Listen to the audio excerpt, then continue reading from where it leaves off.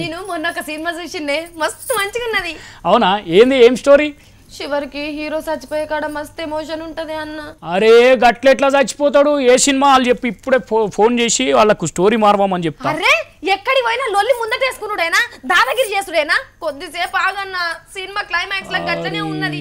Hero చచ్చిపోతాడు, heroine ఒంటరి అవుతుంది. అరే గట్లెట్లా చచ్చిపోతాడు? హీరో చచ్చిపోవద్దు, ఒకవేళ చచ్చిపోయినా మళ్ళా లేవాలి, హీరోయిన్ ని లగ్గం చేసుకోవాలి. అరే ఎట్లా లేస్తాడే చచ్చిపోయినాక?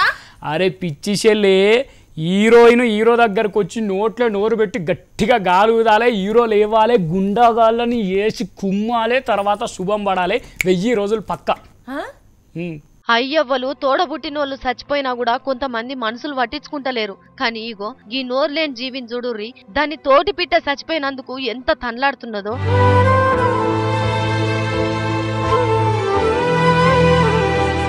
పాపం చూస్తుంటే మనకే మస్తు బాధ అనిపిస్తున్నది కదా. మరి కాదా, మొగుల మీదికి బుర్రున ఎగిరిన సాయిత పిట్ట ఒక్కసారే జీవిడిచిపోతే ఎంత దుఃఖం తన్నుకొస్తున్నది చెప్పురి. చూడు దాని మీద పడి లే అని ఎట్లా లేపుతున్నదో.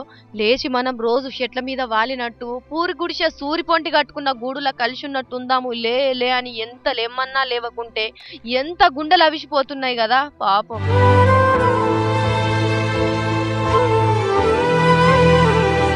దానికి మాటలు వస్తలేవు గాని లోపట ఎంత కుమిలిపోతున్నదో. మరి వీటికి ఎక్కడ లొల్లొచ్చిందో ఏందో గాని మళ్ళా నిన్నేమనను, నీతో మంచిగుంటా అని మనం ఎట్లా పట్టుకొని ఏడుస్తామో గట్లనే బతిలాడుతున్నట్టున్నది. చచ్చిపోయినోళ్లను బతికిచ్చేతానికి నోట్లే నోరు పెట్టి ఊదినట్టు ఊదుతున్నది. పాన వచ్చి దాంతో లేచి రావాలని సకల తీర్ల ప్రయత్నం చేస్తూనే ఉన్నది. అగో కదులుతున్నది, మెసలుతుంది, జీవి లేచొచ్చింది. లే అమ్మయ్య, పిట్టను బతికించుకున్నది. చూసిండ్రా, వాటి మధ్యున్న ప్రేమ గట్టిది కాబట్టి కొన ఊపిరితోనున్న పిట్ట పిల్ల మళ్ళా ఆకాశంలోకి ఎగిరింది.